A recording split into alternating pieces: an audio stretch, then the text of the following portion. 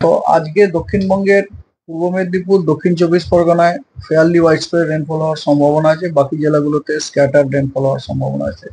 উত্তরবঙ্গের সব জেলাতেই ফেয়ারলি ওয়াইডস্প্রেড রেনফল হওয়ার সম্ভাবনা আছে। আগামীকাল এবং তার পরের দিন অর্থাৎ 22 তারিখ 23 তারিখ এই দুদিন উত্তরবঙ্গের সব জেলাগুলোতে ওয়াইডস্প্রেড রেনফল হওয়ার সম্ভাবনা, আর দক্ষিণবঙ্গের সব জেলাগুলোতে ফেয়ারলি ওয়াইডস্প্রেড রেনফল হওয়ার সম্ভাবনা।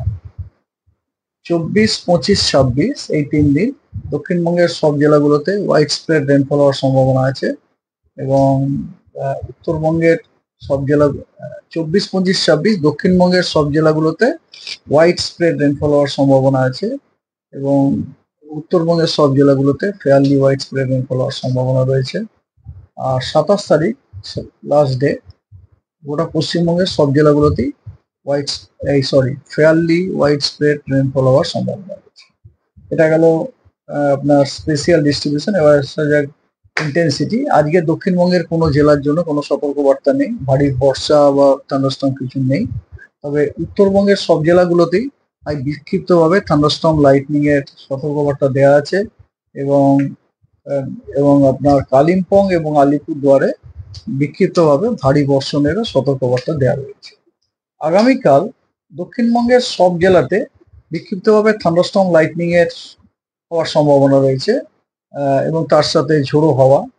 কোনো কোনো জেলায় 30 থেকে 40 কিলোমিটার প্রতি ঘন্টায়, কিছু জেলায় 40 থেকে 50 কিলোমিটার প্রতি ঘন্টায়, যেমন পশ্চিম বর্ধমান, বীরভূম, পূর্ব বর্ধমান, মুর্শিদাবাদ এবং নদিয়া আর উত্তর 24 পরগনা এই জেলাগুলোতে ঝোড়ো হাওয়ার গতিবেগ ঘন্টায় 40 থেকে 50 কিলোমিটার হওয়ার সম্ভাবনা আছে, আর বাকিগুলোতে ঘন্টায় 30 থেকে 40 কিলোমিটার। আর উত্তরবঙ্গে আগামীকালের জন্য জলপাইগুড়ি এবং আলিপুরদুয়ার এই দুই জেলাতে আপনার বিক্ষিপ্তভাবে ভারী থেকে অতি ভারী বর্ষণের একটা সতর্কবার্তা দেওয়া হয়েছে, কমলা সতর্কবার্তা, which is associated with thunderstorm lightning এবং accompanied, not associated, accompanied with thunderstorm lightning এবং আপনার কি বলে গাস্টি উইন্ড 30 to 40 কিলোমিটার প্রতি ঘন্টায়। এছাড়া উত্তরবঙ্গের সব জেলাতেই আপনার বিক্ষিপ্তভাবে থান্ডারস্টর্ম লাইটনিং এবং ঝোড়ো হাওয়া 30 to 40 কিলোমিটার প্রতি ঘন্টায় হওয়ার সম্ভাবনা আছে। আর দার্জিলিং, কোচবিহার এবং মালদা এই 3টি জেলাতে বিক্ষিপ্তভাবে ভারী বর্ষণেরও সতর্কবার্তা দেওয়া আছে। দক্ষিণবঙ্গ তো আগেই বললাম। আচ্ছা, 23 তারিখে দক্ষিণবঙ্গের সব জেলাতেই বিক্ষিপ্তভাবে থান্ডারস্টর্ম লাইটনিং তার সাথে ঝোড়ো হাওয়া, কোথাও 30 থেকে 40 কিলোমিটার প্রতি ঘন্টায়, কোথাও 40 থেকে 50 কিলোমিটার প্রতি ঘন্টায় থাকার সম্ভাবনা আছে। 24 পরগনায় 40 থেকে 50 কিলোমিটার প্রতি ঘন্টায়, অন্য জেলাগুলোতে 30 থেকে 40 কিলোমিটার। আর উত্তরবঙ্গের দার্জিলিং, কালিম্পং, জলপাইগুড়ি, আলিপুরদুয়ার এবং কোচবিহার এই 5টি জেলাতে বিক্ষিপ্তভাবে ভারী বর্ষণের সম্ভাবনা রয়েছে। 24 তারিখে দক্ষিণবঙ্গের সব জেলাগুলোতেই বিক্ষিপ্তভাবে আপনার থান্ডারস্টর্ম উইথ লাইটনিং হওয়ার সম্ভাবনা আছে। কিছু জেলাতে আপনার ভারী বর্ষণের সম্ভাবনা আছে বিক্ষিপ্তভাবে। সেই জেলাগুলো হলো পুরুলিয়া, বাঁকুড়া, ঝাড়গ্রাম, পশ্চিম এবং পূর্ব মেদিনীপুর এবং দক্ষিণ 24 পরগনা এই জেলাগুলোতে বিক্ষিপ্তভাবে ভারী বর্ষণ এবং ঝোড়ো হাওয়া 30 থেকে 40 কিলোমিটার প্রতি ঘন্টায় হওয়ারও সম্ভাবনা আছে, along with thunderstorm with lightning. Okay, সেটা হচ্ছে 24 তারিখে। 25 তারিখে দক্ষিণবঙ্গের সব জেলাতে বিক্ষিপ্তভাবে থান্ডারস্টর্ম উইথ লাইটনিং হওয়ার সম্ভাবনা রয়েছে এবং কিছু জেলায়, নেমলি পুরুলিয়া, বাঁকুড়া, ঝাড়গ্রাম, 2 মেদিনীপুর, তারপরে আপনার 24 পরগনা এবং হাওড়া এই জেলাগুলোতে আপনার বিক্ষিপ্তভাবে ভারী বর্ষণ এবং তার সাথে ঝোড়ো হাওয়া 30 থেকে 40 কিলোমিটার প্রতি ঘন্টায় থাকার সম্ভাবনা রয়েছে। তবে উত্তরবঙ্গে কোনো সতর্কবার্তা নেই। 26 তারিখে দক্ষিণবঙ্গের পশ্চিম বর্ধমান, পূর্ব বর্ধমান, পুরুলিয়া, বাঁকুড়া, ঝাড়গ্রাম এবং পশ্চিম মেদিনীপুর এই জেলাগুলোতে বিক্ষিপ্তভাবে ভারী বর্ষণ হওয়ার সম্ভাবনা আছে। আর 27 তারিখের জন্য কোনো সতর্কবার্তা নেই। আর একটা জিনিস আপনারা অলরেডি ব্রিফিং এ কালকে পেয়েছেন কিনা জানি না, যে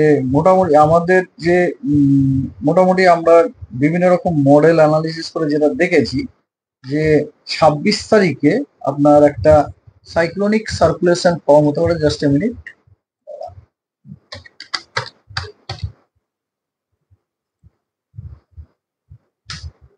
হ্যাঁ, একটা আপার এয়ারে সাইক্লোনিক সার্কুলেশন ফর্ম হওয়ার যথেষ্ট সম্ভাবনা আছে। কোথায়?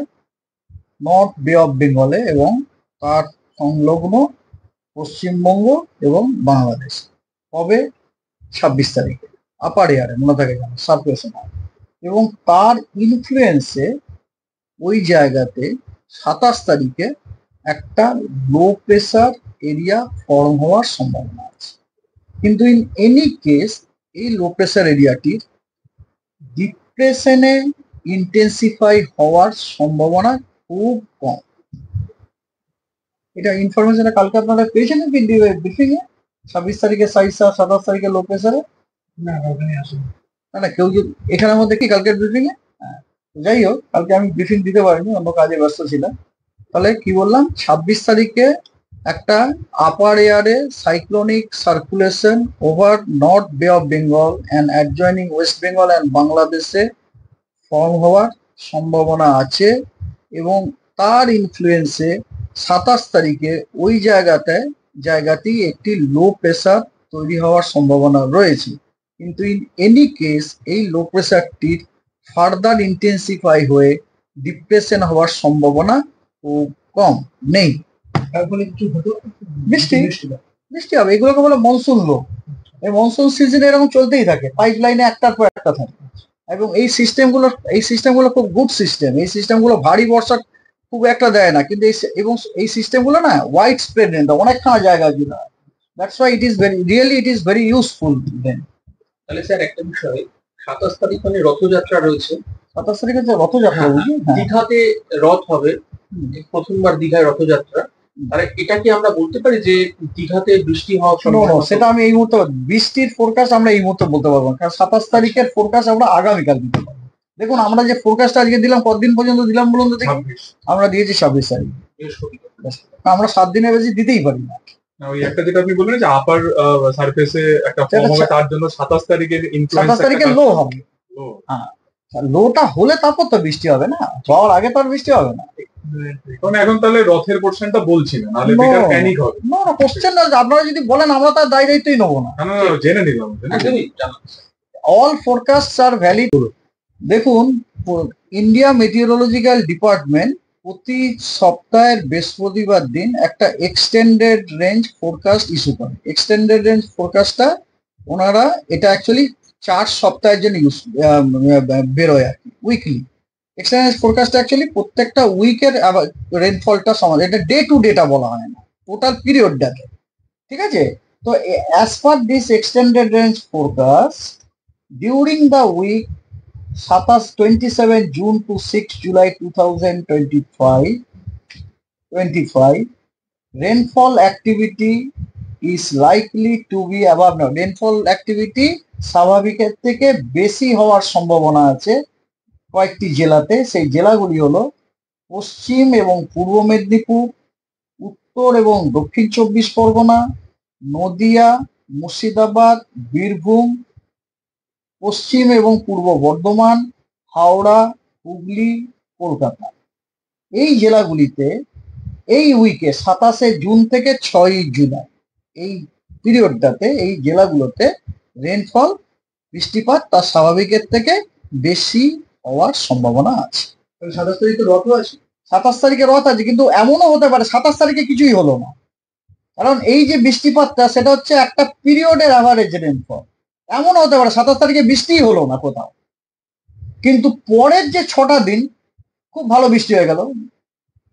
ইট উইল বি মেটার। সো এই যে information, this information is not any date specific, এটা হচ্ছে একটা উইক স্পেসিফিক।